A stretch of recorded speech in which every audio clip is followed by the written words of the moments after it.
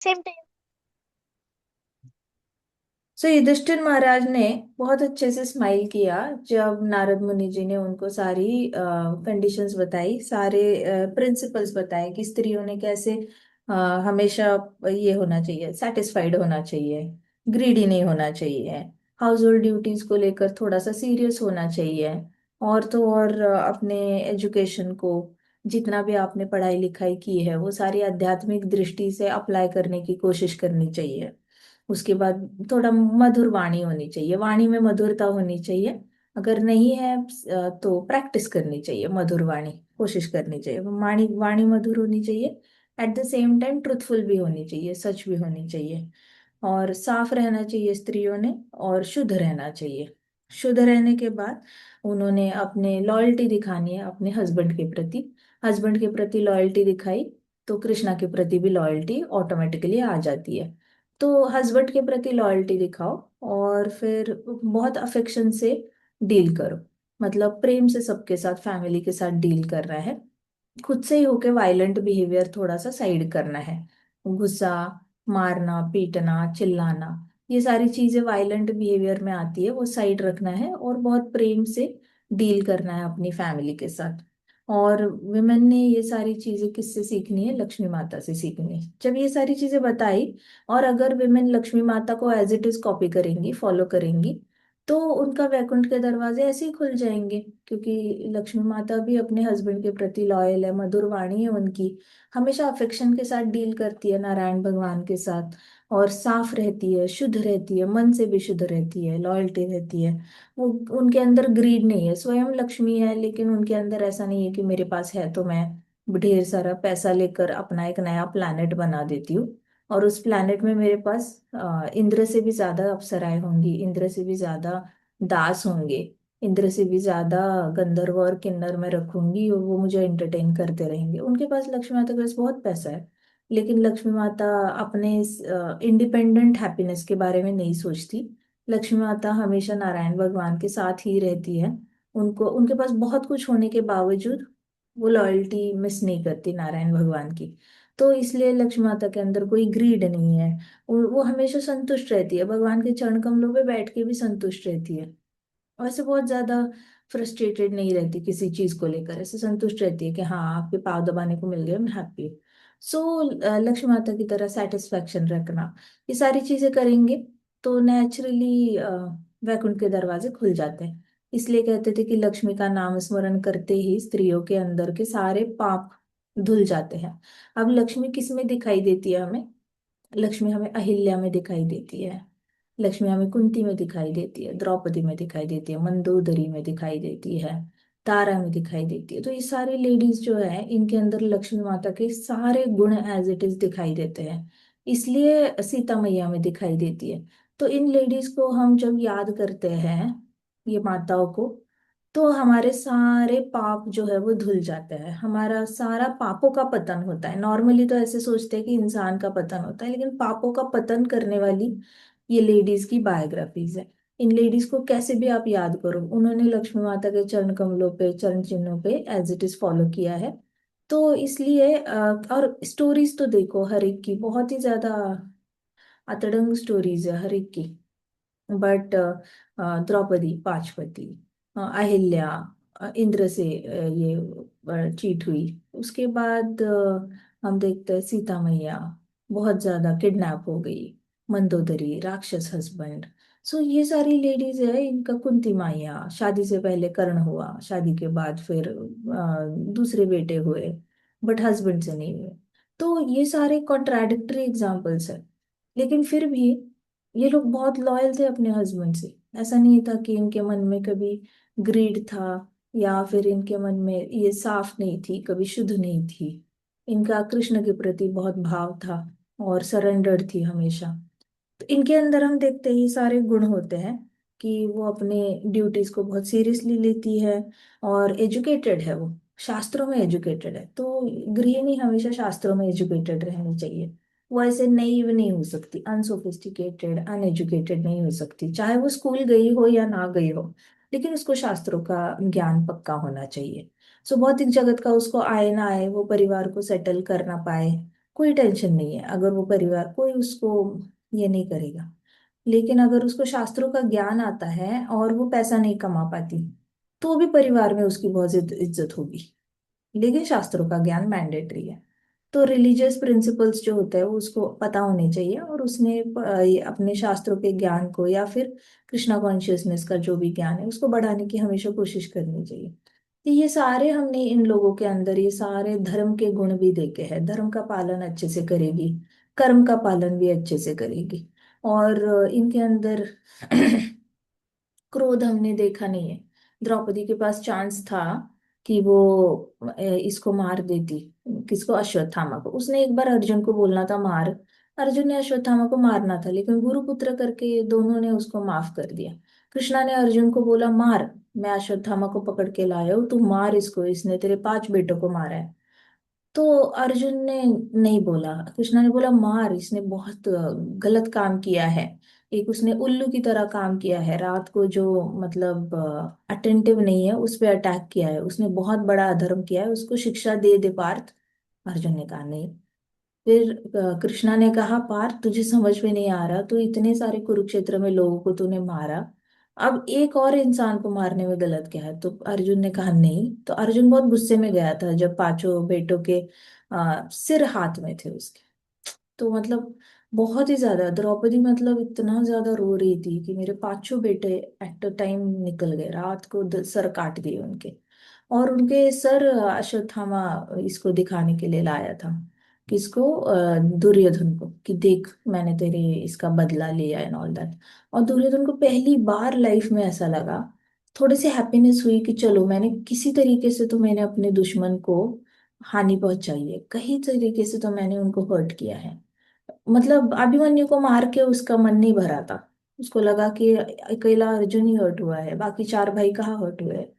तो ये 5 बेटे मार के तो थोड़ा सा तो प्लेजर फील हुआ। नेक्स्ट मोमेंट उसको बुरा लगा कि अब तो मेरा वंशज ही नहीं रहा, मेरा तो वंश ही खत्म हो गया, हमारे वंश में से कोई भी कभी भी राजा नहीं बन पाएगा, अब नेक्स्ट वंश में कौन बनेगा, ऐसे कर। So at the same time he felt very bad. अब अश्वत्थामा को जैसे अर्जुन को पता चला, तो अर्जुन भागते हुए द्रौपदी को बोला तू चिंता मत कर, इस जिसने भी मारा है मैं उसको पकड़ के तेरे पास लाऊंगा। फिर कृष्णा के साथ गए अर्जुन, कृष्णा के साथ गए तो कृष्णा ने पकड़ा अश्वत्थामा को, और अश्वत्थामा को अर्जुन को बोला मार इसको, मार मार। आ, बिल्कुल अर्जुन प्रोवोक नहीं हुआ, भगवान से भी प्रोवोक नहीं हुआ। कैरेक्टर देखो कितना सुप्रीम है। मतलब एक तो अर्जुन ने भगवत गीता में, कुरुक्षेत्र में भगवत गीता बोलने से पहले भी नहीं सुन रहे थे, तो बहुत ज्यादा कन्विंस करना पड़ा। अभी वो लड़ाई कर कन्विंस हो चुके हैं, धर्म की लड़ाई हो चुकी है, धर्म की लड़ाई, धर्म रीएस्टैब्लिश हो चुका है ऑलमोस्ट। अभी अश्वत्थामा ने अधर्म किया वापस। तो देखा जाए तो मारना चाहिए, कृष्णा कह रहे मार मार मार, लेकिन अर्जुन नहीं माना, अर्जुन माना ही नहीं। और फिर क्या हुआ, फिर कृष्णा ने गले लगा लिया अर्जुन को, कहा कि तुझसे उत्तम भक्त हो नहीं सकता। क्यों? क्योंकि अर्जुन ने कहा कि मैं गुरुपुत्र को नहीं मार सकता, माधव मैं गुरुपुत्र को नहीं मार सकता।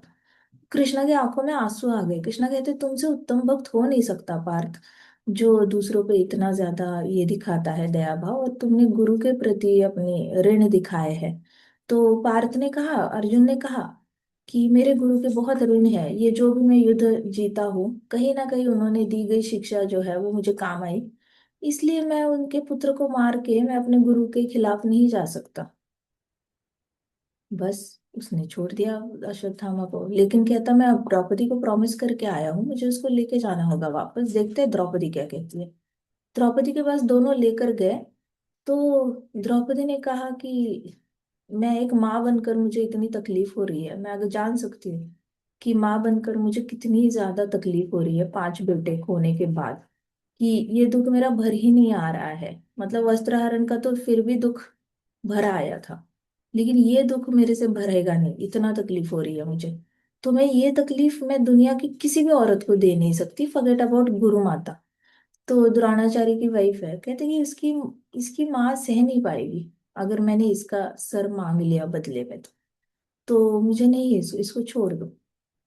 द्रौपदी ने ये बोला तो कृष्णा की आंखों में और आंसू आ गए, कि कहते कहाँ से आए हो आप लोग, कहाँ से इतने अच्छे भक्त बन के आए हो कि आपके अंदर बिल्कुल भी रिवेंज लेने की इच्छा नहीं है?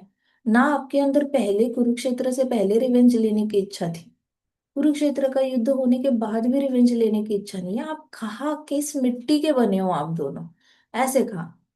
तो द्रौपदी का ये जो चरित्र है, ये कहाँ से आ रहा है? ये नारद मुनि जी कह रहे हैं, शुद्ध, प्यूरिटी। बहुत प्यूरिटी है उसके अंदर। प्योरिटी क्यों है? क्योंकि हमेशा कृष्ण को याद किया। तो ये जो चरित्र, जो पर्सनालिटीज हम बात करते हैं, उनके बारे में जब भी हम मनन करते हैं, चिंतन करते हैं, तो हमारे अंदर प्योरिटी आने लग जाती है। हम कभी ऐसे बौखला नहीं जाते। अगर स्कूल में अगर किसी माता को टीचर ने बोल दिया आपका बेटा बुरा है, आपकी बेटी बुरी है, आप ये है वो है, तो आप झगड़ा नहीं करोगे स्कूल में जाकर। आप बड़ी शांति से लोगे इस प्रॉब्लम को। सो ये सारे जो गुण है लक्ष्मी माता के, इस पे थोड़ा सा ज्यादा टाइम बिताना आप लोग, ठीक है माताओं? बहुत ज्यादा टाइम बिताना। 1 महीना, 2 महीना, 3 महीना याद करते रहना, याद करते रहना ये सारे गुणों को। जितना इन गुणों को याद करोगे, अपने अंदर लाओगे ना, उतने कृष्णा के फेवरेट बनोगे।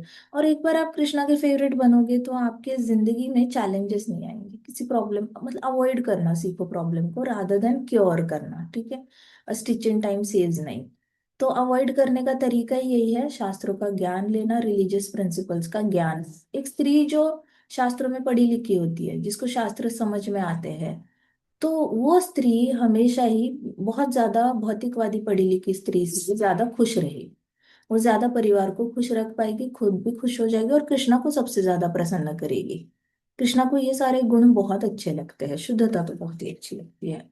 सो जैसे ही युधिष्ठिर महाराज ने ये सब सुना, तो युधिष्ठिर महाराज ने बहुत अच्छे से स्माइल किया और कहते कि उनको अपनी फैमिली लाइफ के एक्सपीरियंस से पता था कि उनकी पत्नी, और तब जब द्रौपदी ने जब मना किया कि नहीं नहीं उसको नहीं मारना, तो युधिष्ठिर महाराज भी थे वहां पे। युधिष्ठिर महाराज बोले, पहले मुझे लगता था कि द्रौपदी ने हमसे विवाह करके द्रौपदी का नसीब खिला है, लेकिन आज तो मुझे ऐसा लग रहा है कि द्रौपदी का पति होने के हिस्से से मेरा ही नसीब बहुत खिल चुका है ऐसी पत्नी पाकर। तो पहले उनको लगता था हम 5 भाई इतने एबल है, इतने सारे अलग अलग क्वालिटीज हैं हमारे पास, हमारे सामने कोई खड़ा नहीं रह सकता, तो द्रौपदी का भाग्य ज्यादा अच्छा है। तो युधिष्ठिर महाराज ने कहा था, मुझे ऐसा लगता है हमारा भाग्य अच्छा है ऐसी पत्नी मिलने के लिए। तो युधिष्ठिर महाराज अपनी फैमिली लाइफ का एक्सपीरियंस लेकर उन्होंने स्माइल किया, और उनको समझ में आ गया था नारद मुनि जी क्या कहना चाहते हैं।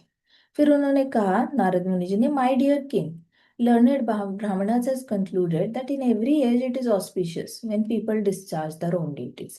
तो सारे पढ़े लिखे ब्राह्मणों ने क्या कहा है कि सारे ही युग, सतयुग हो, अपना त्रेता, द्वापर, कलयुग, ये सारे युग है, ये सारे ही युगों में क्या है? लर्नेड ब्राह्मणस, उन्होंने कहा है कि किसी भी युग में अगर लोग अपनी प्रिस्क्राइब ड्यूटीज करते हैं, तो ये उनके भाग्य खोल देता है। तो जो भी अपने कर्तव्य से भागेगा, उसका भाग्य मिट जाएगा। जो कर्तव्य से भागता है उसका भाग्य खत्म होता है।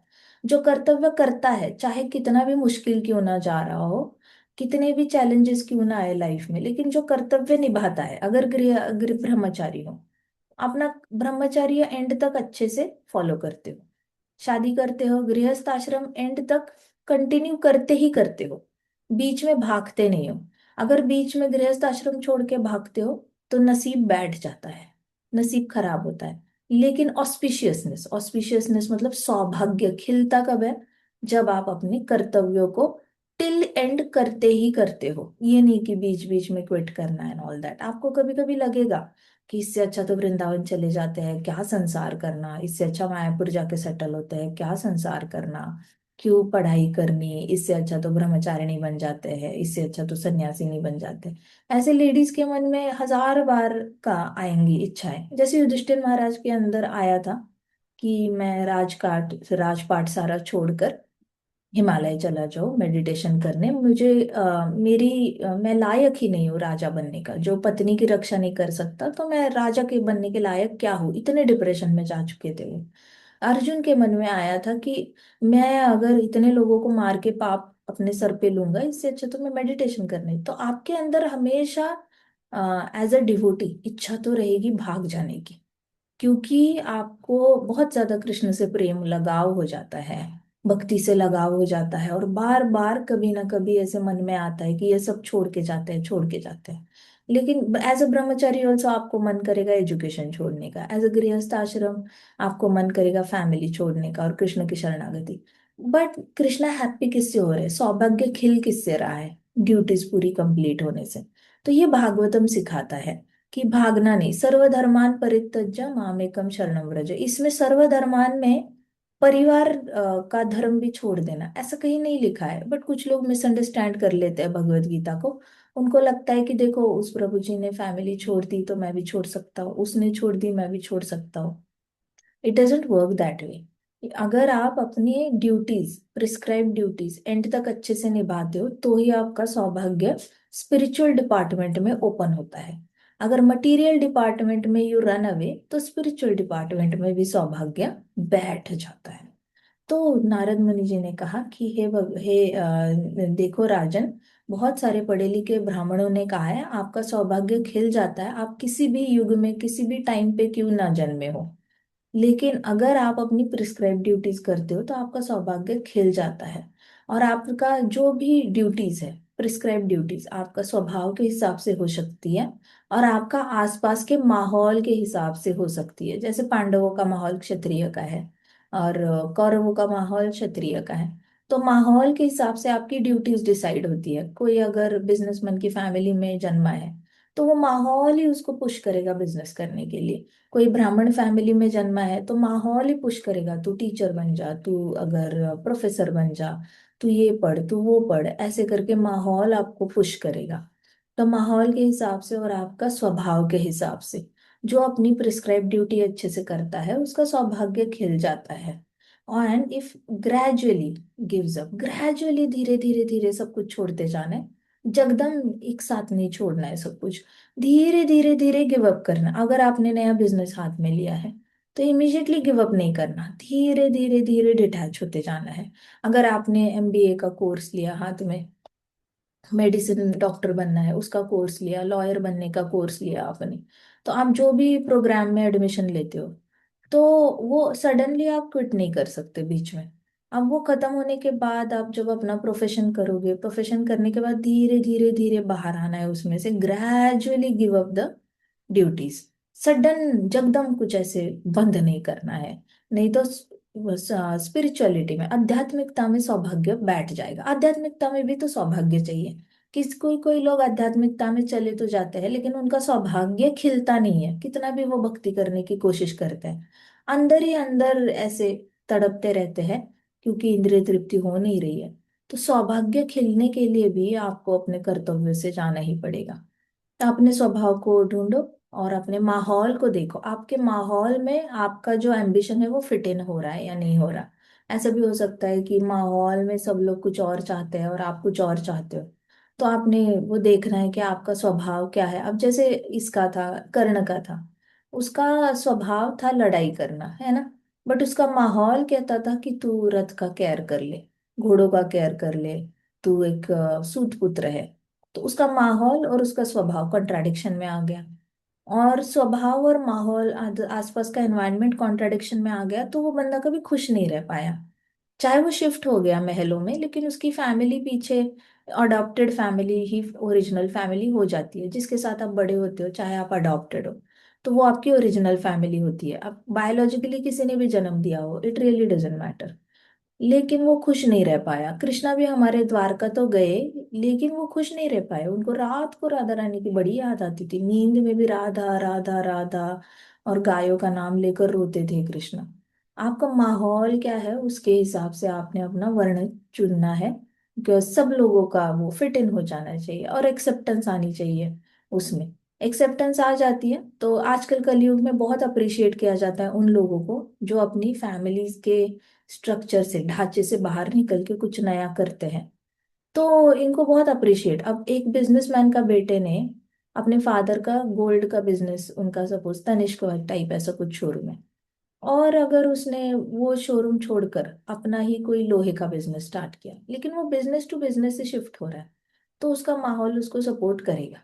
लेकिन अगर उनके बेटे ने डिसाइड किया कि मैं अमेरिका जाऊंगा और किसी गोरे के नीचे नौकरी करूंगा। तो माहौल बड़ा डिस्टर्ब हो जाएगा, फिर घर में तांडव होंगे कि तू घर का ये सब कुछ छोड़ के वहां नौकरी करने जाना चाहता है, तू ऐसे करना चाहता है, तू हमें छोड़ना चाहता है। वो कहेगा कहाँ छोड़ रहा हूँ, कितने सारे लोग हैं जो छुट्टी पे आते हैं, मैं भी छुट्टी पे आ जाऊंगा।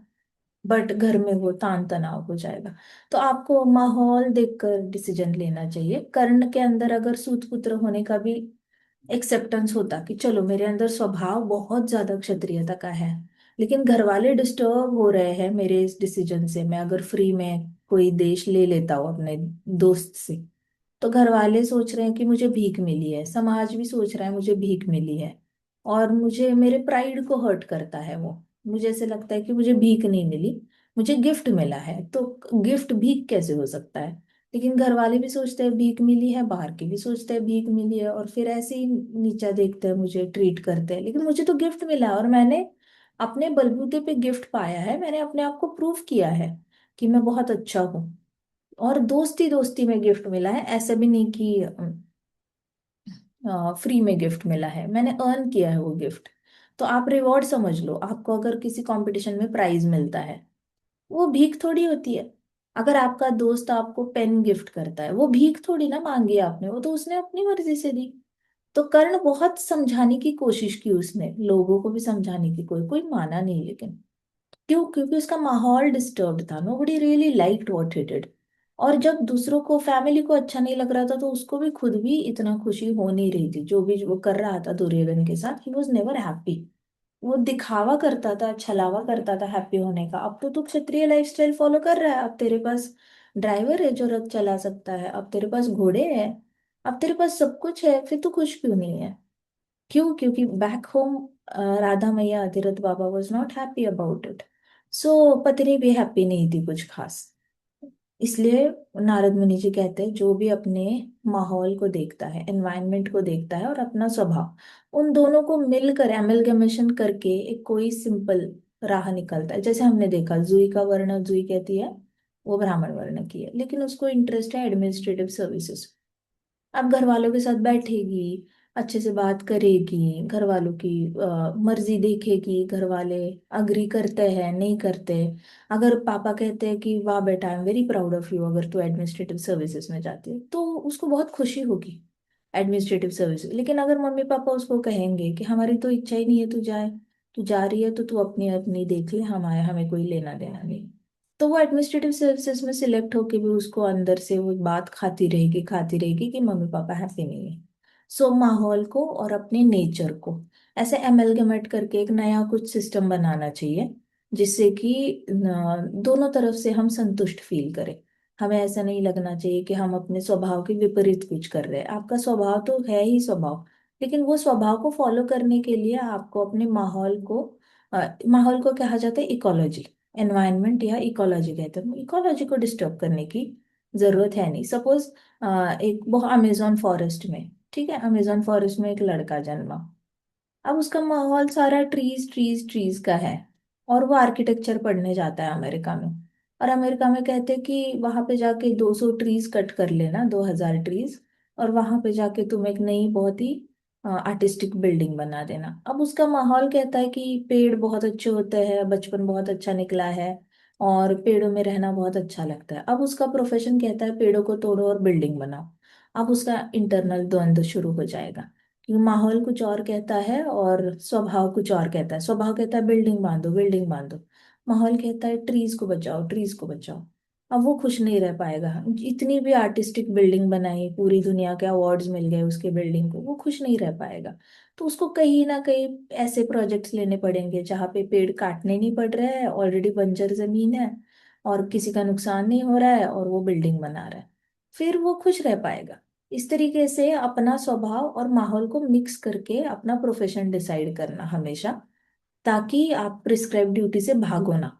दोनों में से कुछ एक भी किया तो भागने का मन करेगा।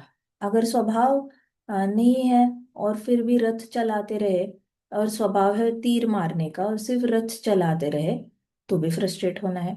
और स्वभाव है तीर मारने का और रथ नहीं चलाए और सिर्फ ही तीर मारे, और रथ चलाने वाली फैमिली ने नीचे खींचा तो भी आप अनहैप्पी रहोगे। तो कहीं ना कहीं आपको एक ऐसा मिड वे फाइंड आउट करना पड़ेगा, जहाँ पे आप, अगर इसी जगह हम सोचते कि कर्ण चला गया कृष्णा के पास और कृष्णा को बोला, कृष्णा मुझे हैप्पीनेस नहीं मिलती मेरे पापा जो करते हैं उसमें, मुझे तीर चलाने हैं, तुम बताओ कृष्णा मैं क्या करूं। कृष्णा ने बोलना था, अरे तू पांडव ही है, चल आजा, तेरे को रथ भी देते हैं और तू पांडव है, कुंती माता का बेटा है, तेरी माँ को पता चलेगा, तेरी मम्मी भी हैप्पी हो जाएगी, अधिरथ बाबा भी हैप्पी हो जाएंगे कि अच्छा। तभी हम सोचते थे इतना इतना सुंदर लड़का हमारे घर पे हमें नदी पे मिला है, किसका है किसका है, ओ ये तो महारानी कुंती का बेटा है, कितना अच्छा। और फिर कृष्णा उसके हाथ में बाण पकड़ाते और कृष्णा उसका सारथ्य करते, तो क्या नसीब खिल जाता कर्ण का। खिलता या नहीं खिलता बताओ। खिलता माता जी। है ना, उसको इकोलॉजी के अगेंस्ट नहीं जाना पड़ता, उसको अपने माहौल के अगेंस्ट नहीं जाना पड़ता, उसका माहौल एज इट इज बहुत हैप्पी होता। उसके माहौल को प्रॉब्लम थी कि वो दुर्योधन को सपोर्ट कर रहा है और गलत चीजों में सपोर्ट कर रहा है, राजा भी बना है। अब सोचो उसके पास अंग देश नहीं होता, दुर्योधन नहीं होता, लेकिन उसके पास पांडव होते, जंगल होता, फिर भी उसके माता पिता ने उसको डांटना नहीं था कि तू घोड़े और रथ छोड़ के क्या तपस्या करने बैठा है जंगल में, तू क्या रूट्स और वेजिटेबल्स खा रहा है, तू आजा घर पे, हम अच्छा राइस वगैरह खिलाते हैं, तू क्या ये स्टूपिड, ऐसे नहीं बोलना था। और बोलना था तू अच्छी संगत में है, कोई बात नहीं, तू कर, तू लड़, तू दुनिया का भला करने के लिए तू लड़, स्त्रियों का रक्षण करने के लिए तू लड़, हम तेरे साथ है। अब कर्ण क्षत्रियता भी फॉलो कर पाता और अपनी फैमिली को भी खुश रख पाता और हैप्पी रहता, और फिर कृष्णा को देखते देखते वैकुंठ भी चला जाता। तो कर्ण की पूरी लाइफ शिफ्ट हो सकती थी उसके एक डिसीजन से, कि मैं कृष्णा को जाके पूछता हूँ मैं क्या करूँ, और फिर उसके हिसाब से डिसीजन लेना। बट ये किसी सबको पता नहीं होता। तो कुछ लोग माहौल के अगेंस्ट चले जाते हैं और कुछ लोग माहौल में ऐसे घुस जाते हैं अपनी इच्छाओं को दबा के कि वो माहौल ही उनको डिप्रेशन में डाल देता है। दोनों को, जब भी डिसीजन लेते हो दोनों को मिक्स करके एक नया, अपना एक नया मेथड निकालो और उसको अप्लाई करो, ठीक है। एंड इफ एनीवन, और धीरे धीरे धीरे उसको भी गिव अप करना है और फ्रीडम पाना है। धीरे धीरे आपने जो नया सिस्टम बनाया, जैसे कर्ण अगर करता सार्थक ये अपना बाण चलाने का काम करता पांडवों की तरफ से, धीरे धीरे उसने वो भी गिव अप करना था, जैसे पांडवों ने क्षत्रियता गिव अप करी, इसने भी गिव अप करना था और आध्यात्मिकता में चला जाना था। स्वयंभुव मनु ने भी तो क्षत्रियता गिव अप करी, वो भी चले गए भक्ति में। So you can gradually give up, जो भी आपने अपने लिए ढूंढा है कर्म, वो धीरे धीरे धीरे आप गिव अप करो। अब भौतिक जगत में देखे तो आपकी बेटी की शादी होनी चाहिए, बेटा की शादी होनी चाहिए, उनको बच्चे होने चाहिए, और वो आपके ऊपर कोई कर्जा नहीं होना चाहिए। आपने किसी का ऋण लिया है और उसको तड़पाते हुए छोड़ा है कि अरे हम रिटर्न नहीं करेंगे, हम तो रिटायर हो जाएंगे या फिर हम तो भाग जाएंगे, तो ये सारा नहीं होना चाहिए। आपके सारे कर्तव्य पूरे होने चाहिए, and then you can give up all the responsibilities. So very importantly dear king, once class और वर्ण is determined not by birth but by qualification. अब नारद मुनि जी कह रहे हैं कि आपका वर्ण जो डिफाइन होता है वो कभी भी जन्म से डिफाइन नहीं होता कि आप कहाँ जन्मे हो, आपका डिफाइन होता है किस तरीके से, बट बाय क्वालिफिकेशन। आपके पास क्वालिफिकेशन क्या है, क्वालिफिकेशन मतलब आप क्या पढ़े लिखे हो और आपने क्या सीखा है, आपका नेचर क्या है, उस हिसाब से। अब हमारे कलयुग में इतना ज्यादा मुश्किल कर दिया है लोगों ने कि एजुकेशन सिस्टम ही बहुत ज्यादा मेस्ड अप है, किसी को पता नहीं पढ़ाना क्या है। ब्रिटिशर्स चले गए, आए ब्रिटिशर्स, अपना सिलेबस डाला उन्होंने, और इंडिया को समझ में नहीं आया कि कब उनका वैदिक सिलेबस रिप्लेस हो गया। इंडिया में वो सारे टीचर्स मर गए, सारे गुरुकुल खत्म कर दिए गए। अब कोई बताने वाला नहीं था कि आप किस तरीके से गुरुकुल को डिजाइन करो। तो आजकल इतनी आध्यात्मिक संस्थाएं हैं जो गुरुकुल बनाती है, लेकिन आइदर वो they go and teach only shastra, और they go and teach maximum 80-20%, 80% CBSE लगा दिया, 20% थोड़ा सा भगवद गीता पढ़ा लिया, कहीं कहीं पे 80% ऋग्वेद सामवेद यजुर्वेद के मंत्र पठन कर लिए, 20% कंप्यूटर पढ़ा लिया दिखावे के लिए कि हाँ देखो हम मॉडर्न वर्ल्ड के साथ भी है, तो आप हमारे यहाँ पे आकर शास्त्र पढ़ोगे तो मॉडर्न वर्ल्ड में पीछे नहीं रहोगे। तो बट ऐसे थोड़ी है कि ये दो ही चीजें हैं, बहुत सारी 64 कलाएं होती है जिसमें आप आगे जा सकते हो।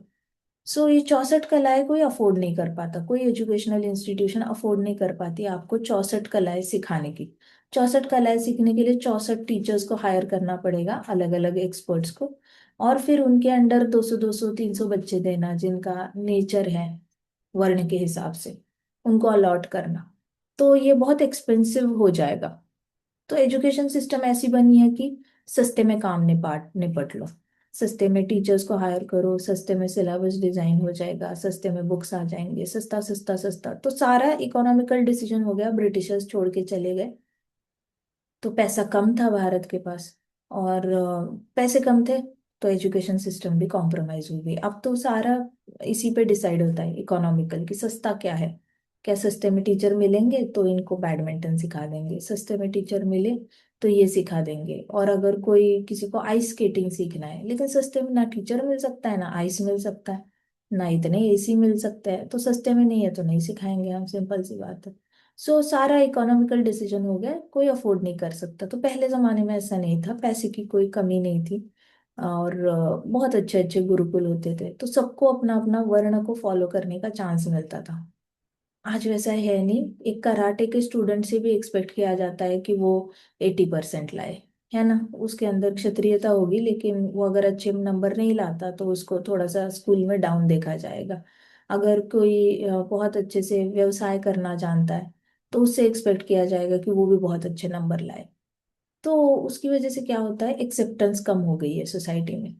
लेकिन नारद मुनि जी कहते हैं कि अपना वर्ण जो है जन्म से नहीं होता, वो हमेशा आपके किससे होता है, क्वालिफिकेशन से होता है। अब हुआ क्या कलयुग में, सबका ही क्वालिफिकेशन 10th पास, 12th पास, इंजीनियरिंग, डॉक्टर, लॉयर, ये वो फलाना टिमकाना, सबको एक ही सेक्शन में डाल दिया है, लिमिटेड सेक्शंस है, और सबको एक ही सेक्शन में डाल दिया है। इसलिए होता क्या है कि क्वालिफिकेशन को डिग्री का नाम लग गया है। लेकिन शास्त्रों में क्वालिफिकेशन मतलब डिग्री नहीं होती। शास्त्रों में क्वालिफिकेशन मतलब आपका ओरिजिनल स्वभाव, क्या करके आपको सबसे ज्यादा आनंद की प्राप्ति होती है। युधिष्ठिर महाराज को क्या करके प्राप्ति होती थी आनंद की, लोगों का भला करने की, लोगों को अच्छे से मैनेज करके राजा की तरह, क्षत्रिय था। अर्जुन को रक्षण करके आनंद मिलता था, क्षत्रिय था, है ना। सिर्फ बाकी सारे ब्राह्मण थे, उनको पढ़ा के द्रोणाचार्य को अपनी एकेडमी खोल के ही खुशी मिली।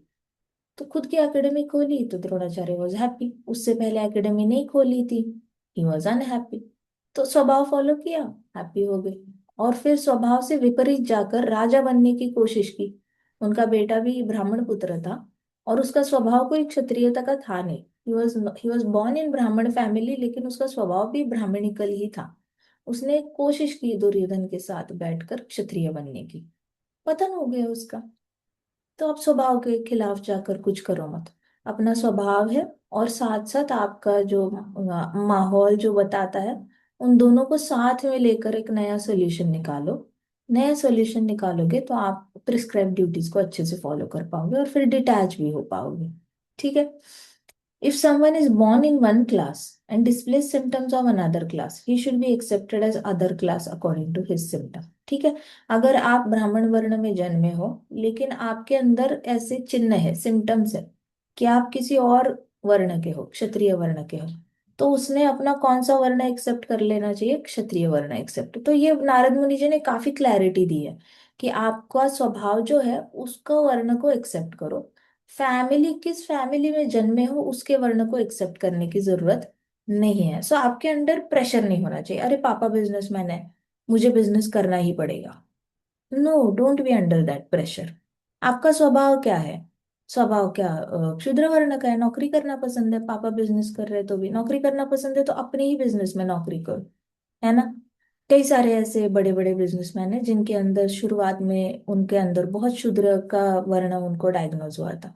तो इन लोगों ने अपने पापा के नीचे नौकरी करी है, फिर अपने चाचा के नीचे नौकरी करी है, 10 10 20 20 साल तक, जब तक वो 40 50 साल के नहीं होते, तब तक अपनी ही फैमिली मेंबर्स के अंडर अपने ही बिजनेस में उन लोगों ने नौकरी की है और सैलरी ली है।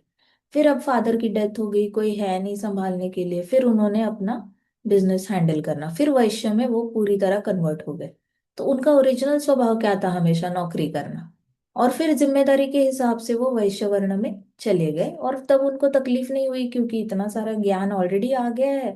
तो फिर उनके नेक्स्ट बच्चे भी तब तक रेडी हो गए, उसमें कोई वैश्य वर्ण का होगा तो वो जल्दी से जिद्दा बिजनेस को पकड़ लेगा। और फिर इनके ऊपर ऐसे कंटिन्यूअसली बहुत प्रेशर नहीं रहेगा बिजनेस, इसलिए ये सब लोग इकट्ठे रहेंगे। जिसका वैश्य वर्ण है वो बिजनेस संभालेगा, जिसका क्षुद्र वर्ण है वो अपनी फैमिली के अंडर नौकरी कर लेगा। तो कोई किसी पे जबरदस्ती नहीं कर रहा है, वो ओपन ऑप्शन होता है कि आपको नौकरी करनी है हमारी कंपनी में कर लो, आपको कंपनी चलानी है हमारी कंपनी चला लो, ऐसे करके, राइट। तो आपको अपने वर्ण को फॉलो करना है, और माता पिता ने बच्चों को अपने वर्ण को फोर्स नहीं करना है बच्चों पे। माता पिता अगर शूद्र वर्ण के हैं, उन्होंने फोर्स नहीं करना है बच्चों को कि तुमने भी नौकरी करनी है, पढ़ो पढ़ो, और बहुत ज्यादा ऐसे। अगर माता पिता बिजनेस की फैमिली से आते हैं, उन्होंने फोर्स नहीं करना है बच्चों को बिजनेस ही करने के लिए। उनको नौकरी के ऑप्शंस दे दो अपने ही बिजनेस में। उसके बाद माता पिता ब्राह्मण वर्ग के हैं, वर्ण के हैं। अब उन्होंने फोर्स नहीं करना है कि तू ब्राह्मण ही बन जा, तू ब्राह्मण ही बन जा। फोर्स नहीं कर सकते आप। उसका जो वर्ण है उसको फॉलो करने की परमिशन देनी चाहिए, और साथ साथ उसको गाइड भी करना चाहिए कि तू अपना ब्राह्मण वर्ण कैसे मेंटेन कर सकता है अगर तेरे अंदर ब्राह्मण वर्ण है। ठीक है। आज हाँ जी, आज हम कथा यहीं पे समाप्त करते हैं। ग्रंथराज श्रीमद् भागवतम की जय। शिल प्रभुपाद की जय। श्री श्री राधा श्याम सुंदर की जय। श्री श्री कृष्ण बलराम की जय। वृंदावन धाम की जय। समस्त भक्त वृंद की जय। हरे कृष्णा कृष्णा कृष्णा हरे हरे, हरे राम राम राम हरे हरे। हरे कृष्ण महासंकीर्तन यज्ञ की जय।